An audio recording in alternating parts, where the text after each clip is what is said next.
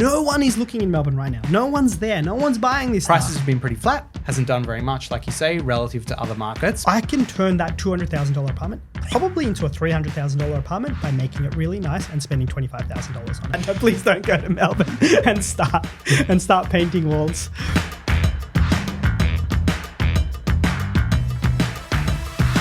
Where am I going to buy my next investment property? Help me, Australian Property Talk audience. In this episode, we are going to go through exactly where I personally would place my dollars after doing all the research on every single state economy, where all the buyer's agents are buying, where all the data-driven investors are buying, after looking at hundreds of contract of sales of other investors over the last few months, after doing a huge deep dive into the jobs markets of every single state. Where will I place my own money after doing all of this research? We're going to synthesize it all and give you the conclusion as to where I will put my money. Curtis, what do you think? Is this an exciting one? No, this one makes me nervous. You haven't even spoken to me about getting a pre-approval, so... If we're already talking about where you're going to buy, we've skipped a few steps. I'm one of those customers, Curtis, that I come to you being like, here's the contract, make it happen. One of my favorites. But I think for the viewers, we'll skip over the finance pre-approval part. Yeah, let's just assume that bit is done. I wonder if I can convince myself at the end of this podcast. That's my goal from this podcast, to convince myself to go make this actually happen. We're going to spend 30, 40 minutes here talking through this, and I'm going to try and take some action at the end of it. Put it on my to-do list, be like, go buy property here, because all of the homework, all of the research. I've talked myself into it. I've talked myself into it, and Kurt hasn't talked me out of it. That is what we're going to go through. So before we reveal exactly where it is, our audience who are listening to this has probably seen our previous episodes, have probably seen us on YouTube, where I've gone through every single state for about 20 minutes and deep dived into every single one of them in coming to this conclusion. So, Kurt, let's just give some frameworks of this area without saying exactly where it is, just so our audience can play a little game with us and then perhaps pick it based on everything that I've been saying recently. Okay, well, not Northern Queensland. So as we kind of revealed in the last episode, so not Northern Queensland. Yields are a little under 4%, so not crazy high yielding, but not crazy. Wow, Reedham, you're an idiot. Yields under 4%. What are you investing there? Yields under 4%. That's what everyone's thinking right now. A relatively affordable market compared to some of the really, really hot markets at the moment that are score very highly on the unaffordability metrics because they've had such big price increases. Yep. And one that we think is going to be a little bit of a winner if there is that rate cutting, so when this rate cutting cycle happens, that will kind of support a bit of increasing demand. It's a little bit of a giveaway there for anyone who's seen our content, especially that jobs video and a couple of the state deep dive videos. I talk about this when I have said repeatedly that when you want to invest in an area, the thing that you want to look at is economic change and employment improvements. And you need to crystal ball a little bit here. You need to make educated guesses, educated assumptions as to how an economy is going to change from some of the variables that change. So this particular location will benefit from rate cuts, and particular sectors of their economy will benefit. Okay, so let's take a pause here. You've got all of that insight. Yields below 4%. 4%, high threes, Yields below 4%, high threes, I'll add a little bit more, has not grown as much as other capitals, is not in the middle of its growth cycle. And I'm going to give you one final clue. House prices are not moving upwards in this location. In fact, they're moving downwards at the moment, and yet it comes out number one for the area that we're looking at. So give us a little freezing pause. cold in winter.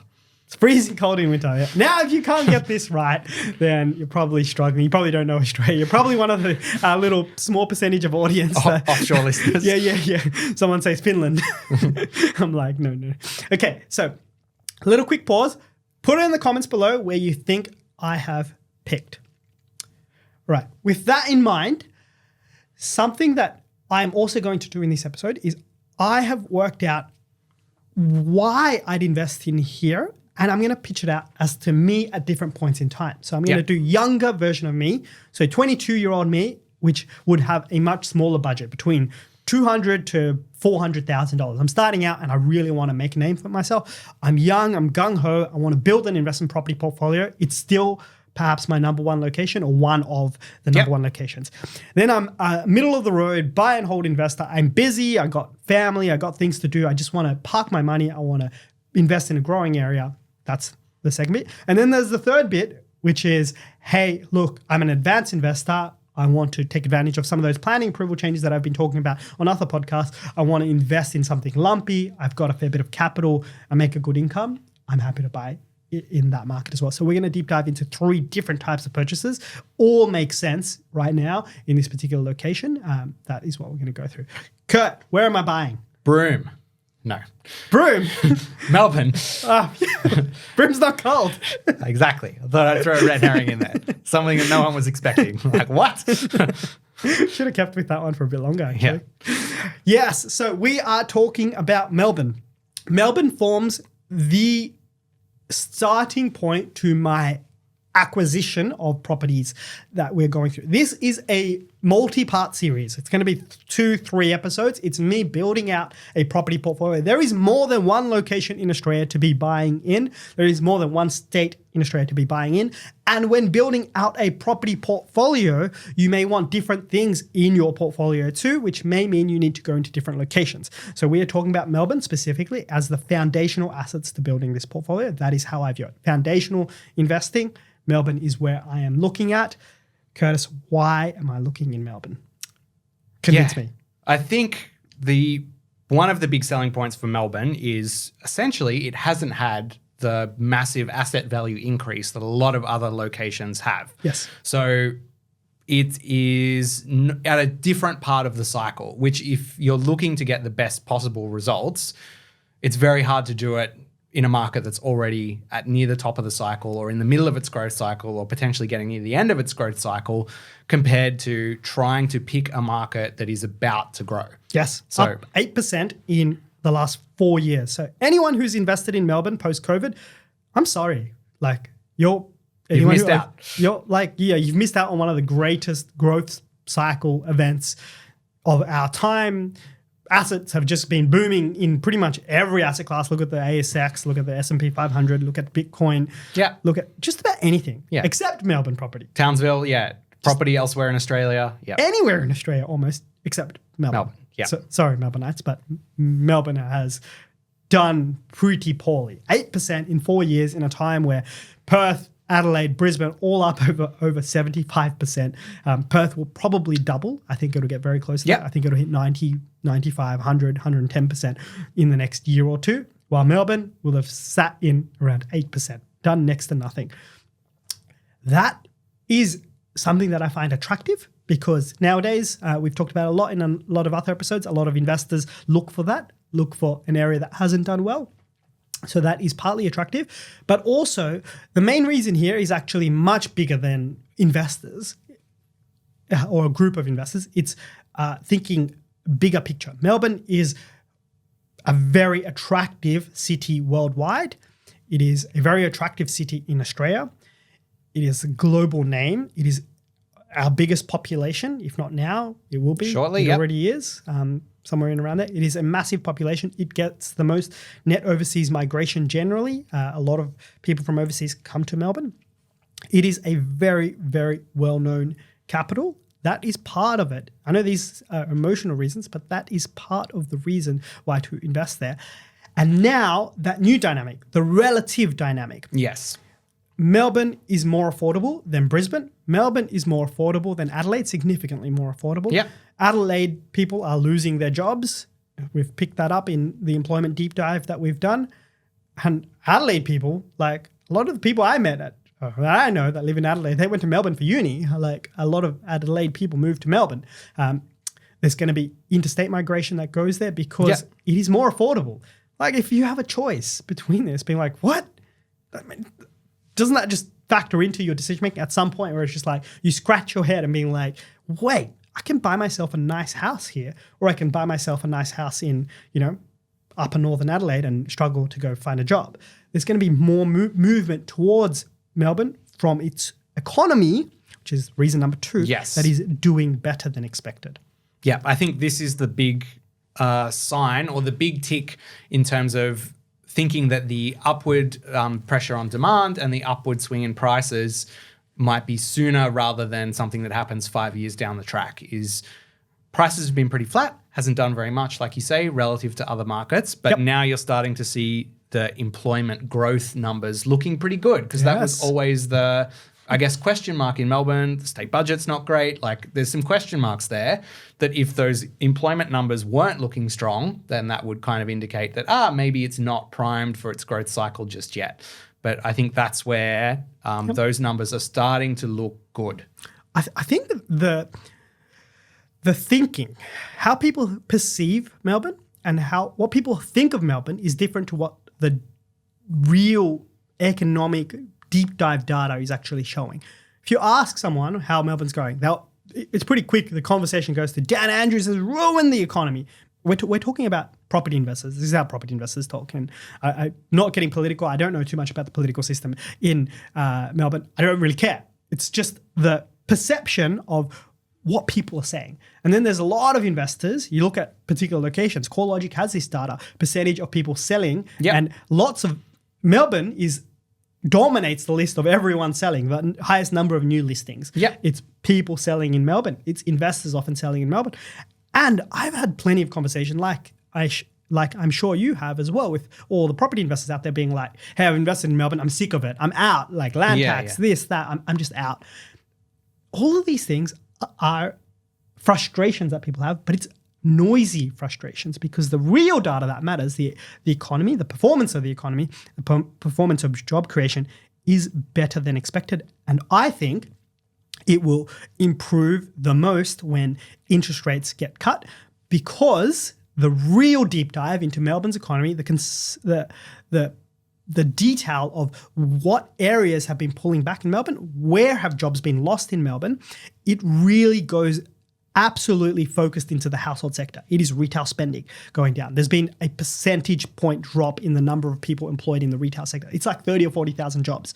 You can see household consumption rates coming down in Melbourne. You can see it in the data. That probably means people are spending less at cafes, going to restaurants, buying less clothes, all that. You can see all that. This is all a function of interest rates being near their peak, a pullback in activity. I think that is just at 6 o'clock on this sort of clock analogy that we used earlier. I think that's going to start changing in the years ahead, and I want to pre-position myself for that. Yeah. So, and that change in, I guess, household activity, household demand.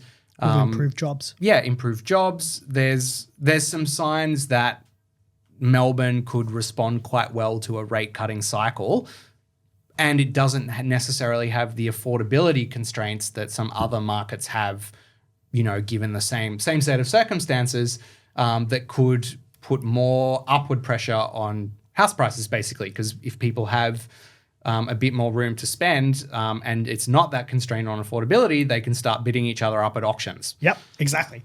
Okay, let's get into the detail now. That we've kind of talked a lot about the high level. Now I want to give you specifically, what am I buying? So let's start with, I'm a gung-ho investor. This gets me excited. I love meeting young kids that are like trying to better themselves and better their financial future. That is what gives me energy.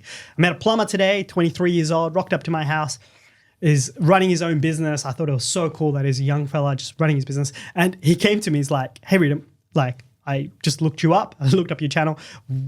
How have you bought this house? How have you achieved your life? Can you give me some advice? The energy that he had was something that I remember me having, being like, cool, I'm a bit younger. I want to go do well for myself.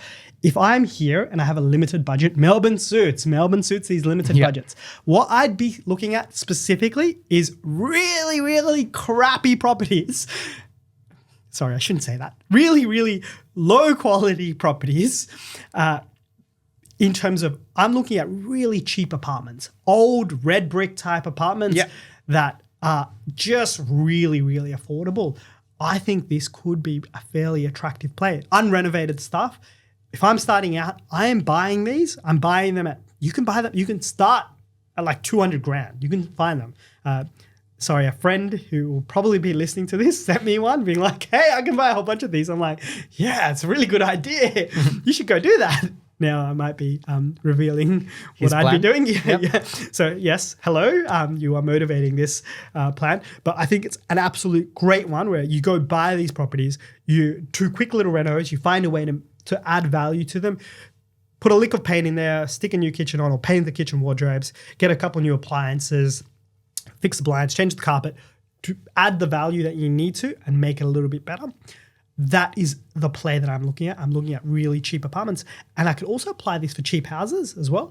But a slightly high budget, yep. But I'm quite happy actually with the apartment market in Melbourne because of the huge drop-off in apartment construction, in the apartment construction supply. I think the apartment construction cycle is really, really bad in Melbourne going forward. So that is why I'm targeting this, because there's going to be less supply and I'm buying the really affordable bottom end apartment market, which has performed really poorly as well over the last few years. Yeah, and a little bit like we covered on previous episodes with Sydney, you know, that apartment might not be the best 20-year play, but over a 3 or 4 year cycle in Melbourne, particularly if you're budget constrained and you're starting out, like you say, there could be a really decent upswing there that you can then leverage into, you know, a different type of asset, whether it be in Melbourne or somewhere else, depending on, you know, where the cycles go. Yes. Let me unpack why. So let's just say I'm a 23-year-old making 100 grand. Call it 100 grand and rising. Like I've got into the job market, I'm doing fairly well, and I'm going to continue to have increased earnings. It's a focus point for mine. I really want to do really well with my life as quickly as possible. So now this budget can, you know, build your property portfolio. You can probably buy a bunch of these. Like you could be buying a portfolio size. I don't have the numbers in front of me, but you can be buying $800, $900, $1 million. You can probably find a way to build a portfolio size somewhere in and around there with someone really good like you working for you. So what I'm going to be doing is I'm going to be allocating my limited capital because I'm 23, so I don't have much capital. I don't have much money. I haven't got many savings. Mum and dad didn't give me much, so I don't have that working for me. I don't have bank, mum and dad. I've rolled up my sleeves. Anyone watching? I've done that bit, and now I'm ready to work. I'm using some sweat equity. I'm going to be buying in Melbourne. Going to be buying these cheap apartments. Go on Real Estate Domain. Just look up apartments. Look up price point. Look up anything that looks old, red brick, a little bit bad, a little bit like, oh, I don't want to walk around in here. That's what I'm buying. That's my starting point. And then I'm going to do deep diving into the specific locations around it, do much of the work that we've talked about in other podcasts. But the reason why I'm buying that is I can turn that $200,000 apartment probably into a $300,000 apartment by making it really nice and spending $25,000 on it. Why? Because no one wants to do that renovation work, and I'll be able to do it, and I'll probably do it myself, a little bit of it, like, you know, call the carpet guy, put in the carpets, roll up the sleeves, paint it, do what I need to do, put in the work. That's what I'd be doing, going over there for the weekend or spending 6 months there and buying a bunch of these. That 200 to 250, call it 250,000. You've spent 25 grand on it, hasn't grown much. You've made a little bit of money because you've done it a little bit cheap. So it's now worth $250,000. What I hope is by the time I've done this a couple of times, I can rip out the equity that I've just used. So I've used my money. It's made a little bit of money because I've done the sweat equity. I'm going to equity release it back out, probably even at 90% because I want to make my capital work for me as much as possible. And then I'm going to just buy the same thing again. Yeah, rinse and repeat. Yeah.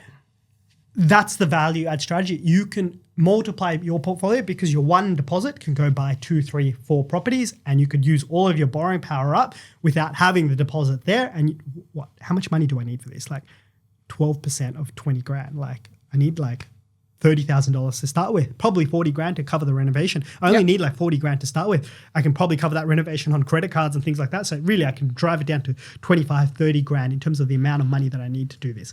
It isn't that much to get started. I can probably cobble that together and start this strategy. Then what I have is 4 or 5 of these apartments. If I can roll it into the same complex, even better. Like you can own the land that way. That's really hard to do. But if you can find a version of that, that would be cool.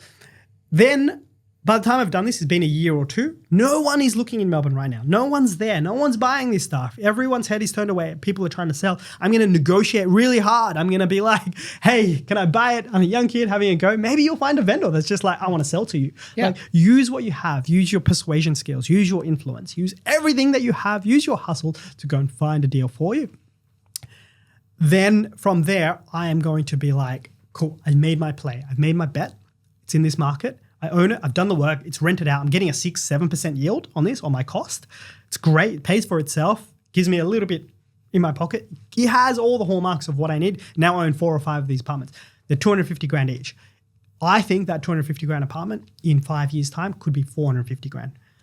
That's $1 million if you own 5 of them. That's $1 million in equity. You've turned 20 grand that you have into $1 million if this change happens, with a little bit of work, with 6 months of grafting, 6 to 12 months of grafting, of hard work, punting on the growth of Melbourne, but also doing it in a very educated, hardworking, sophisticated way. That is how I am propelling myself up the wealth ladder and building a better financial future for myself. That is what I'm doing. That's probably the number one play. I like it. You've like convinced me. Yeah. Yeah? I think that's pretty good. You're kind of busy. I wrote 50 odd loans. I kind of need you to keep doing that. Please don't go to Melbourne and start painting walls. Did I paint one of your houses or one of my other friends' houses? No, we did our office. We did our office. Oh yeah, we did. Yeah. Remember that? Yeah. That was our sweat equity days. Yes. That was not a good paint job. I don't think I would. Okay. I would not be. It's okay. These are $200,000 apartments. You don't need to pay $10,000 painters to go and do it. You can do it yourself. People aren't expecting the best. You are. Literally, your tenants are the lowest income people in Melbourne, amongst Australia. You can still find good tenants here. You know, there's no. You can apply your tenant controls properly, your property manager controls properly, and still get really good tenants. That is probably some level of risk, but you can manage that. And vacancy rates are pretty low. Rents are rising in Melbourne, which is not the same in other parts of Australia. So it's got a lot going for it. I really like this play. I think it's really, really good. I'm excited thinking about it.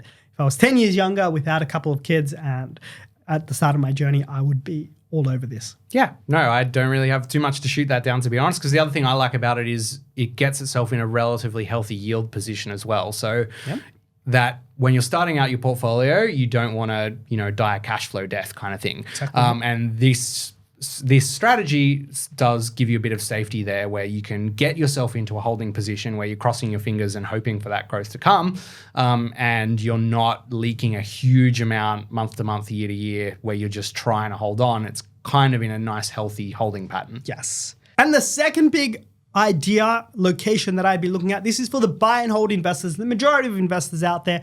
I'd be looking into northern Melbourne, perhaps western Melbourne, the $400,000 to $700,000 budget point, the affordable houses of Melbourne. I'd be looking at an average property that's between 10 to 30 years old on a decent block of land. I'll give some suburb locations that I'd be looking at: Broadmeadows, Hadfield, Oak Park, Pascoe Vale. I haven't done any research into any of these areas other than looking at them and being like, hey, they fit the broad dynamic and they've got some high-level data points working for them in an early sense.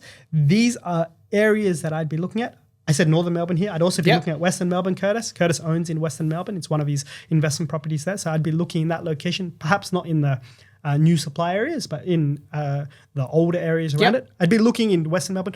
But basically, buy and hold investor in Melbourne. Part of the reason why I'm looking at this is because we've just done a deep dive on the 5 locations where everyone's buying in, and I am trying to work out what the next thing on that list is, because I know that there's thousands of people who will go out there and want to buy this stuff at some point. So I know who I'm selling to, and I love that. I love knowing who I'm selling to. That's one of my favorite things about the investing that I do, is I'm always got an eye on who am I selling to. Now I have an idea. I'm buying this because I want to sell to the investors of 2027. Yeah. Yeah, what do you think of this one? Yeah, I think this is a nice, relatively classic buy and hold play, like you're saying. Decent land size, solid fundamentals, nothing too crazy. You're just buying a market that, like you say, you think is going to be near the top of the list if we do this in 2027, 2028, these are the things that are going to land near the top. And you're buying a good property with decent land content that's going to catch that rise. Yes. You can get 4.5% to 5% yields as well. Yeah. Pretty good. I think Maybe 5 even. Yeah. Probably stretching it, but...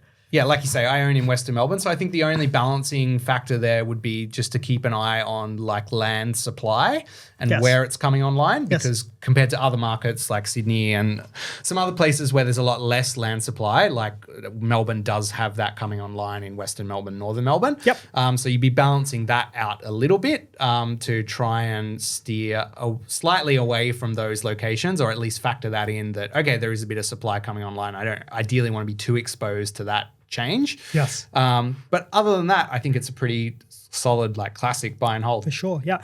My big tip here is for anyone listening and thinking about doing this is to look at supply levels in that specific location that you're buying in. So CoreLogic have mapped this out, the increase in listing levels by location. So Sunbury, for example, which isn't too far away from these locations, has a 90% increase in listing levels. You have lots and lots of investors out there being like, I need to get out of here. I need to sell. This is key information in my negotiating strategy here.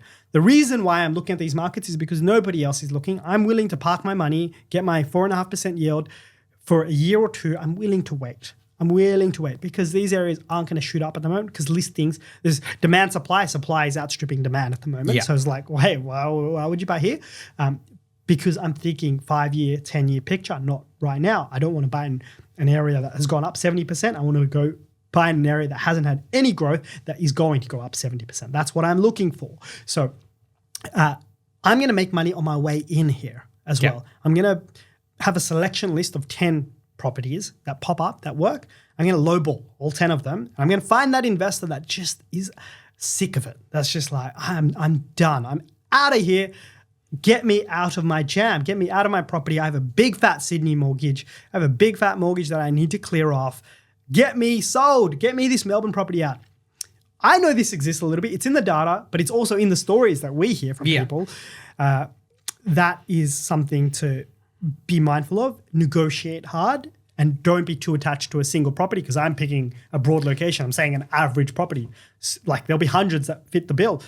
Be very, very selective in how you negotiate and pick the best deal. That's what I'm looking for in this buy and hold. I'm finding good enough, ticks the boxes, and then I'm picking the best deal. Yeah, I think that's good advice, very good advice for this strategy. It's less property specific. Like the first one where we're talking about, going and buying cheap apartments, doing a renovation, that is a lot more property specific. You've got to find one that's in the right condition.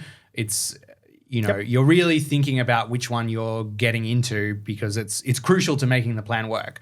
This almost the reverse, where you're like, okay, I'm taking an area basically, and as long as I'm not buying a terrible property, I don't need to buy something with really, really specific requirements, which gives you like you say, the opportunity to just cast the net a little bit wider and go, okay, where am I going to get the best deal? Who really needs to sell? Who needs fast settlements? What can I swing on the finance side to make my deal more attractive and get something done at a discount? 100%. And then take, whatever the best deal is, as opposed to I want to be on this street or, I want to be here or there. Yeah. If it's me, I wouldn't do this for everybody, but I would feel comfortable doing this. And if you're in this boat, speak to Curtis, have a conversation, be like, what is my financing position? What are my options? What's plan A, plan B? I'd be going in with very strong unconditional offers. We're from Sydney. Unconditional offers is far more common here. People buy at auction all the time. Melbourne too. So that is how I'd be presenting my offers. Tighter settlements if I could do it. Buying with really good terms and trying to find myself a deal. Shake the tree and see what falls out, basically. Essentially, that is what I'd be looking at. I'm pretty sure I covered it, but here's some locations, specifically Broadmeadows, Hadfield, Oak Park, Pascoe Vale. I'd be doing my research into these areas. We haven't done that. I've literally just looked at a map, looked at a few contracts, just got some broad ideas as to where people are looking. That is some areas that I'd be looking at as a starting point, I guess, and just drawing a circle around these areas. And I'd be looking for areas with controlled supply outcomes. I think the further south you go, the more controlled supply you go. The future supply of these areas does concern me a little bit. And Melbourne being so good at housing supply does concern me a little bit. But I'm okay investing in these areas too, given the price point, the yield, it's part of a buy and hold thing. And as I talked about in the beginning of this podcast, I'm building out a property portfolio, and you're helping me buy my first property or my first group of properties, my foundation of properties. We are going to add more risk to the property portfolio a little bit later in other locations that we reveal. Yeah, and like some of the suburbs you've mentioned, there are differences when it comes to like new land supply as well. So like you mentioned Sunbury, like a lot of new land. Like is that why everyone's selling? Pascoe Vale is like, it's established? Established suburb. There's no new land estates there. It's like bordering suburbs either side. It is what it is. Yep. So there's if you're looking in Pascoe Vale, there might be an overall Melbourne supply increase, but you're much less directly affected by it than if you're buying in a suburb that's bordering a bunch of new land estates that are coming online. Yep. So like I should caveat this. These are not areas that I'm specifically looking at. It's just a starting point. It's like I'm buy and hold investing in Melbourne. I will go do a little bit more homework in the specific locations, but a whole group of them will make sense. I know that the data-driven type investors, the buyers are just going to look at certain frameworks. They're going to look at certain types of properties. They're going to be looking at certain suburbs. I'm just going to try and forecast exactly what suburbs they're going to be looking at. So I'll be deep diving into the data tools, seeing the trend in these locations, finding ones where ideally the supply levels are starting to come down and you're starting to get the early indicator trends that, hey, look, it could be good. That is me pre-positioning myself. That's why I'd be looking in Melbourne. Let's go into my... Yeah, this one I'm interested for. So... Young Reedham is like living in Melbourne for 6 months and painting a bunch of apartments. Yep. Boring Reedham has like bought a buy and hold in Pascoe Vale or something and probably hasn't thought about boring Reedham. Property investing should be boring, by the way. Hasn't bought it and hasn't thought about it for 6 months and is going to like do a desktop val at some point in 2 years' time and be like, wow, that worked out well. Yes. So what's actual advanced Reedham investor Reedham doing? Okay, this is actual Reedham doing, right? If you go through my time, you ask me, hey, Reedham, what are you doing? You just text me or you have like screenshots on my phone, right? You're going to see something that is what actual Reedham's doing. It is very boring too. It's a real estate domain. But I am looking at specific locations in Melbourne. I probably have $1 million, $2 million budget. I'm looking to place capital. That makes sense? So whatever situation that I have, I'm probably a little bit less budget conscious. I'm looking at the best deal, looking at the best frameworks of that deal. Melbourne is beautiful in this way. It has a housing supply problem. It has a government that's trying to solve housing supply.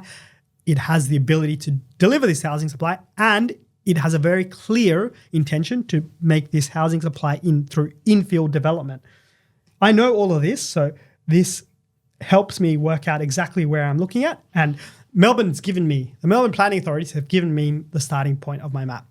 This is what I call alpha investing. It's what I've done in Sydney. It's that concept of buying property that exhibits these profiles now, but is going to change. I think Melbourne has so many changes coming, properties that are going to change. So I'm buying near train stations. I'm buying near some of the activity centres that Melbourne have designated. Melbourne planning authorities have designated so many locations that said this train station, this train station, this train station. I want to put more housing in there. I'm going to find very, very specific type of properties that exhibit the greatest likelihood of having change. I'm going to be targeting higher budget areas where apartments sell for more than $750,000. That is what I'm looking for. And I'm calling it alpha beta, baby. That's what I'm calling it. That's my word for it. Alpha for this type of investing. Beta because the Melbourne market's going to do really well. And if you combine both of these, you can make stellar returns very, very quickly. I would say there's a high degree of likelihood that I actually go and implement this plan. Plan A, plan B, I think I would do if I was in a different set of circumstances. High degree of likelihood, if I can be bothered, if my personal situation allows for it, I will actually execute on this plan. If I can make it work, if I can get the time to do all the homework, alpha beta will be in Melbourne. It is the place to buy. Yeah, I think that's, like you say, we have a higher degree of expertise and we see Sydney a bit more. But I think, like you say, the similar idea of there are going to be these areas, these blocks of land, these cornered blocks that are near train stations that are going to fundamentally change. And when you are looking at those higher value areas, the feasibilities on building apartments, building things like that makes a lot of sense. Yes. So can I read out? I'm going to read out a line from the planning authorities that explains this concept. Why near public transport?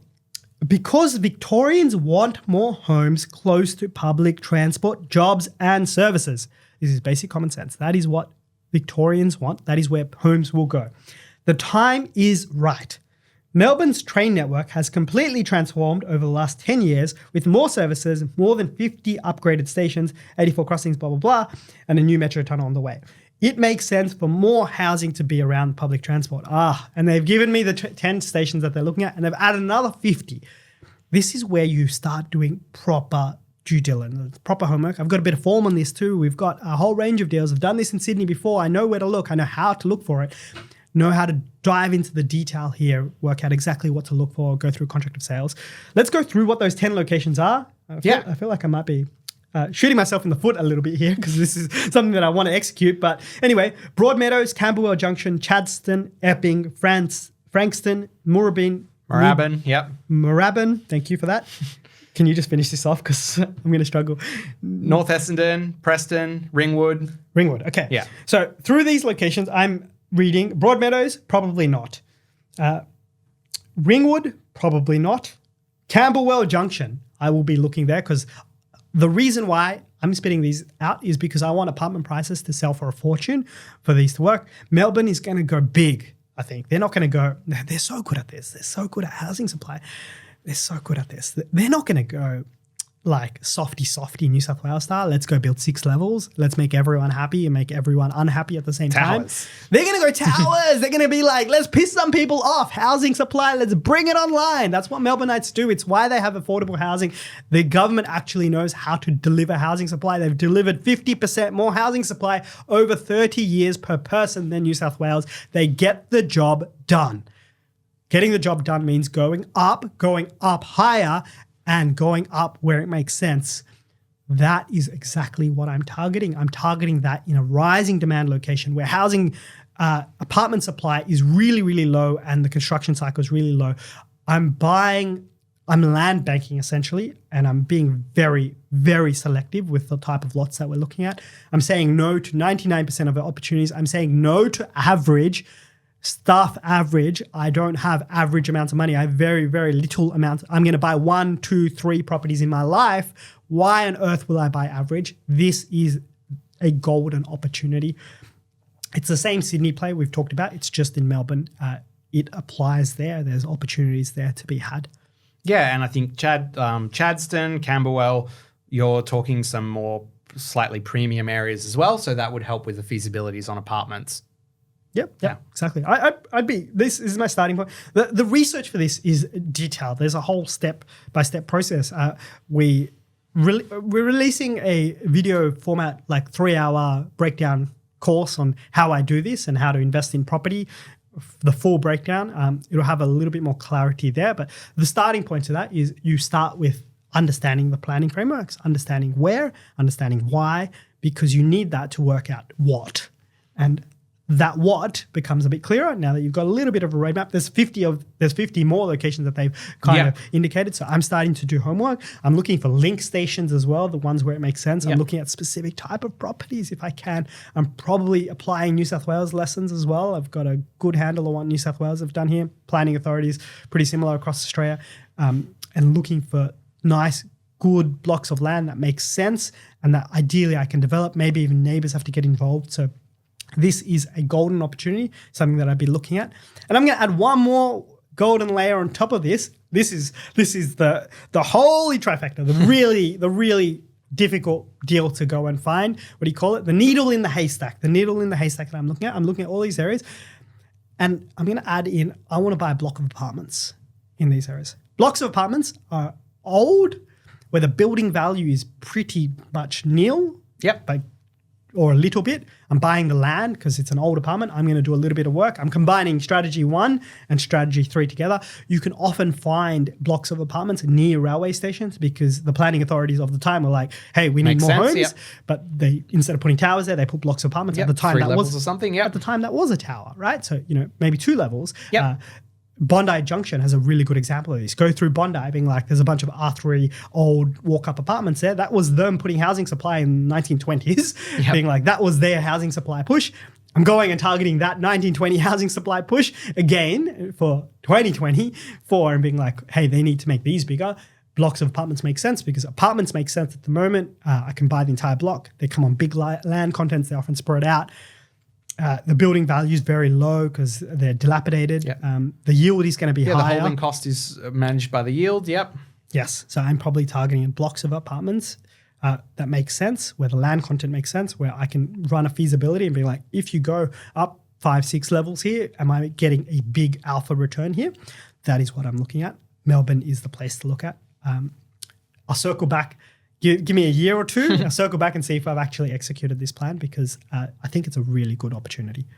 Yeah. All right. Well, you've got me excited. So yeah, I think that's a good breakdown of 3 different ways you could look to invest in Melbourne and try and get the benefit of the potential upswing that's coming, regardless of where you are on the investing journey, like right at the start, super advanced or, a little bit boring and in the middle. Yeah, exactly. Okay, that's it for this episode.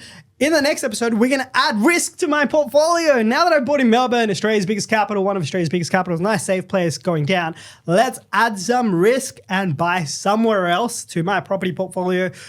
Where is it that I'm going to look next? Tune in for our next episode and you'll know the details to it.